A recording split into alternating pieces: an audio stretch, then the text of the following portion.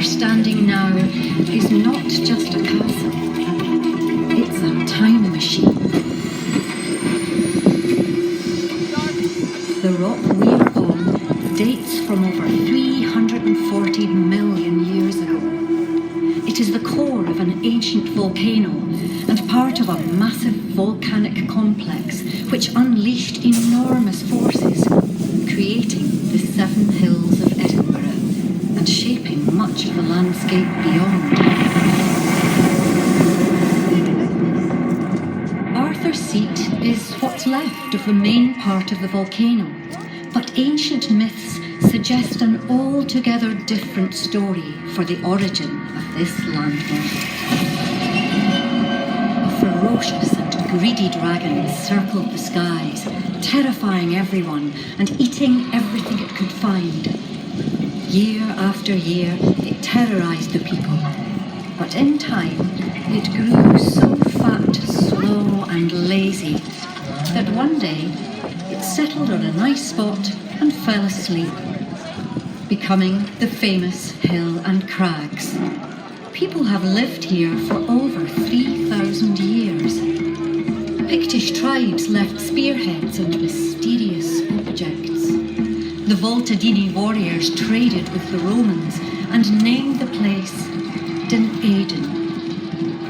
They are said to have feasted for a year before setting off to battle, never to return.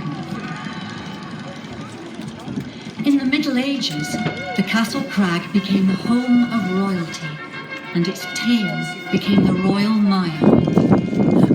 Not all visitors were friendly, however. This is, in fact, the most besieged place in Britain, with numerous occupations, attacks and bombardments. Daring raids took place, with the rock sometimes even scaled by ladders. In more peaceful times, there was a royal menagerie of peacocks, lions and monkeys. Lavish tented tournaments were held, with horses dressed as unicorns, animatronic beasts, jousting, feasting, and the first fireworks ever recorded in Scotland. This account of a tournament tells of the Wild Knight and the Black Lady, of royal pavilions and a jewel-covered golden tree. In the town of Edinburgh, within the field of memory, which shall be between the Castle of Maidens and the secret pavilion, and within said field shall be the tree of hope, which grows in the garden of patience, carrying the leaves of pleasure, the flower of nobility, and the fruit of honour.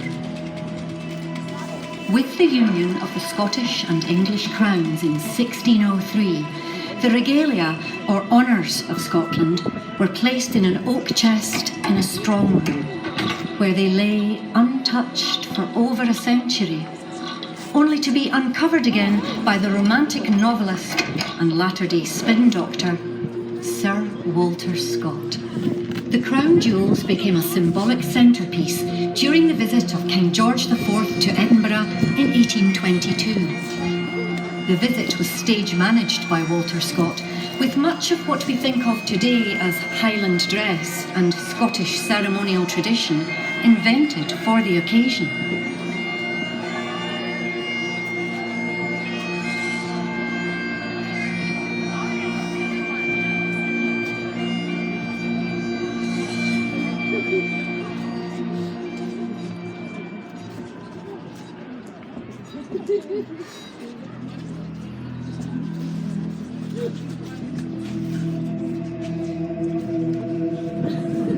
The first firing of the 1 o'clock gun was attempted on the 5th of June 1861, but the mechanism failed that day and the next.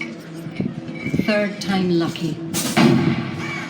The gun fired on the 7th of June, and it has fired almost 50,000 times since, becoming a time signal the people of Edinburgh can rely on. However, out in the Firth of Forth, the gun cannot be heard, So a length of wire was stretched between the castle and Nelson's Column on Calton Hill, where, to this day, a ball drops down a flagpole as the gun fires,